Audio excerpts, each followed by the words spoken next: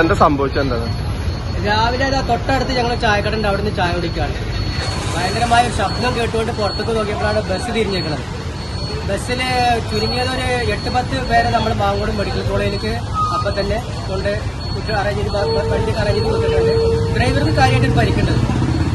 എതിര് വന്ന കാറുകാരന്റെ സൈഡെടുത്തു. അവിടെ ഒരു സ്കൂട്ടിക്കാരനെ വെട്ടിയിലാണ് ബസ്. ഇപ്പൊ നമ്മളിപ്പോ കിട്ടിയ ന്യൂസ് പ്രകാരം ബസ്സുകാരന് ബസ് സ്റ്റാൻഡിൽ കയറിയിട്ടില്ല.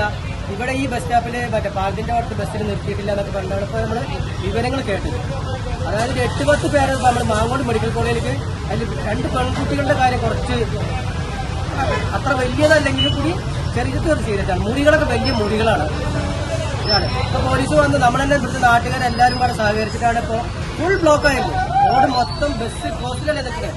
ഇവിടെ കാറും ആൾക്കാർ തള്ളി വന്ന് പോലീസ് വന്ന് അതൊക്കെ അറേഞ്ച് ചെയ്ത് ഇപ്പൊ വണ്ടികള് ഫുള്ളായിട്ട് വിട്ടുകൊണ്ടിരിക്കുകയാണ്.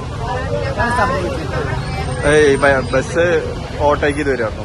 ബസ് ഒരു സ്കൂട്ടിക്കാരനെ കട്ട് ചെയ്തെന്നുള്ളതാണ് കേട്ടത്. നമ്മളെ ഹോട്ടലിൽ നമ്മൾ ശബ്ദം കേട്ടിട്ട് നമ്മളൊക്കെ പുറത്തേക്ക് വരുന്നത്. നമ്മൾ കുറെ ആൾക്കാർ രാവിലെ ഗ്രൗണ്ടിൽ നിന്ന് എക്സസൈസ് ചെയ്ത് വരുന്ന ചായടിക്കാൻ അവിടെ അപ്പോഴാണ് ഈ സംഭവം അറിയുന്നത്.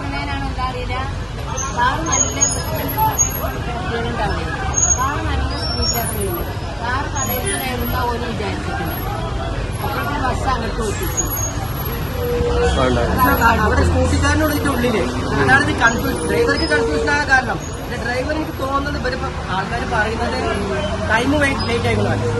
ബസ് സ്റ്റാൻഡിൽ കയറുന്നില്ല. ഇവിടെ ബസ് സ്റ്റാൻഡിൽ നിർത്തിയില്ല. ഇതാണ് ഇപ്പൊ സംഭവം ഉണ്ടായിരിക്കുന്നത്.